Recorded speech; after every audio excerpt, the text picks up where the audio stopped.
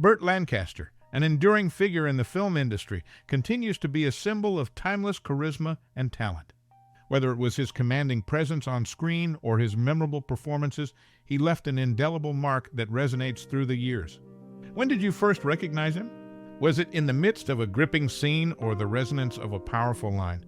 Lancaster's impact is universal, transcending time and generations. Share your most cherished memory or personal experience with this classic Hollywood actor in the comments below. We would love to hear your stories and memories. Stay tuned for intriguing anecdotes, some funny, some shocking, and others downright sad. Keep watching and let the tales unfold. Born on November 2, 1913, in Manhattan, New York City, Burt Lancaster hailed from a working-class family. His father, James Henry Lancaster, worked as a postal worker, while his mother, Elizabeth Roberts, was a housewife. Growing up in East Harlem, he experienced the challenges of the Great Depression, shaping his early understanding of resilience and determination.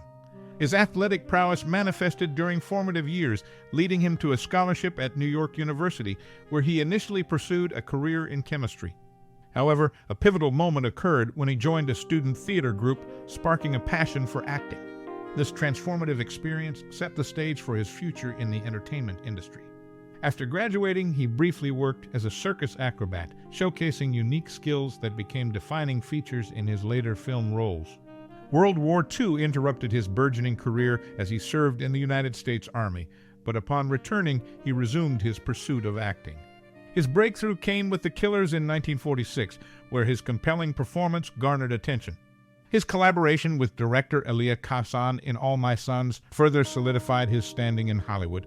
Throughout his career, his dynamic presence and versatility allowed seamless transitions between genres, from intense dramas to swashbuckling adventures. Notably, Lancaster co-founded the production company Hecht Hill Lancaster, showcasing entrepreneurial spirit in the film industry. His commitment to challenging roles, exemplified in From Here to Eternity and Sweet Smell of Success, solidified his status as a leading actor. Beyond the silver screen, his advocacy for civil rights and social justice mirrored commitment to real-world issues. He stood as a testament to the transformative power of art and activism, leaving an indelible mark on both Hollywood and society. In conclusion, the journey from a modest upbringing in Manhattan to becoming a Hollywood icon exemplifies the resilience and passion that fueled a remarkable career in film. Early life experiences, coupled with significant events and influences, shaped an actor who not only entertained, but also made a lasting impact on the world.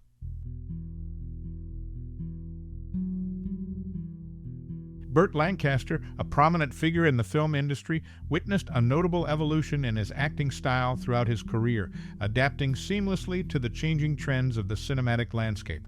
Beginning his journey in the 1940s, he initially embraced a more traditional and theatrical approach typical of the era. As time progressed, he showcased a remarkable ability to adjust to evolving cinematic norms. In the post-war period, Lancaster honed a naturalistic and emotionally nuanced acting style, aligning with the industry's shift towards realism. This transition marked a departure from his earlier, more stylized performances. During the 1950s and 1960s, a period dominated by method acting, he exhibited a willingness to immerse himself deeply into his characters, emphasizing authenticity. This period saw him masterfully navigating the complexities of roles that demanded a profound emotional connection, solidifying his reputation as a versatile actor. In the 1970s and beyond, as the film industry underwent further transformations, Lancaster continued to demonstrate adaptability. His acting style, once rooted in the theatrical traditions of the early years, had evolved into a more nuanced, contemporary approach.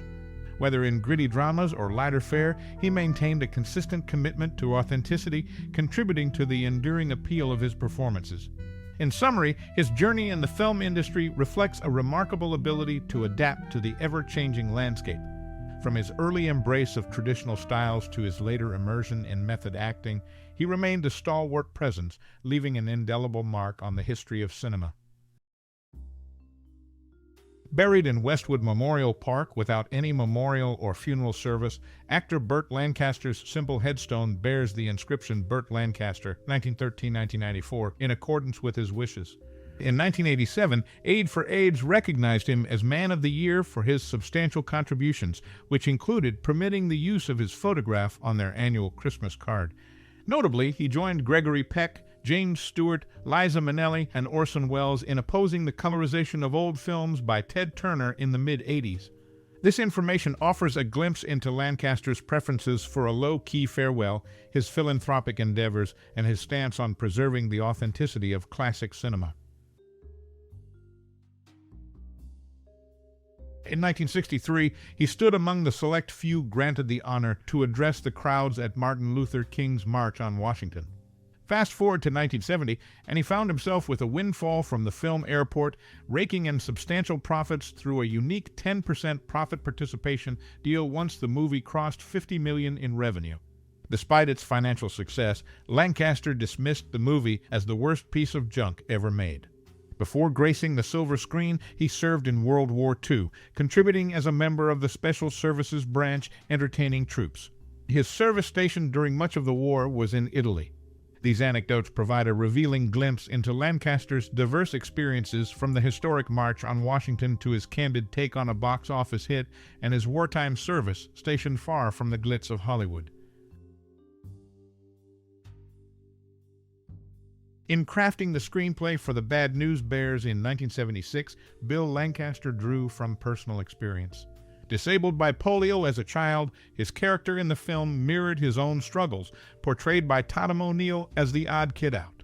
The coach, played by Walter Matthau, embodied his grumpy demeanor.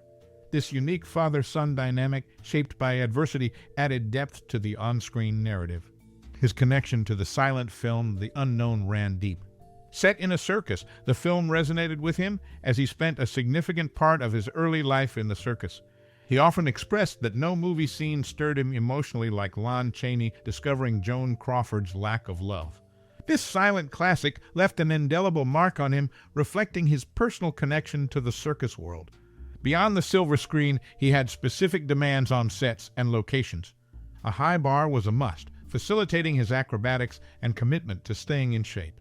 This requirement showcased his dedication to physical fitness and his desire to integrate it seamlessly into his work environment.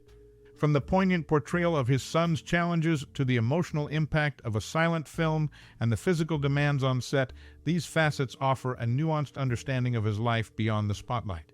Each aspect sheds light on the man behind the actor, contributing to the multifaceted narrative of his life and career.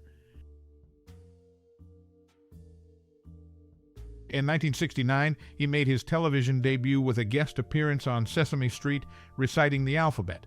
This marked a significant shift from his film career, showcasing his versatility in taking on diverse roles.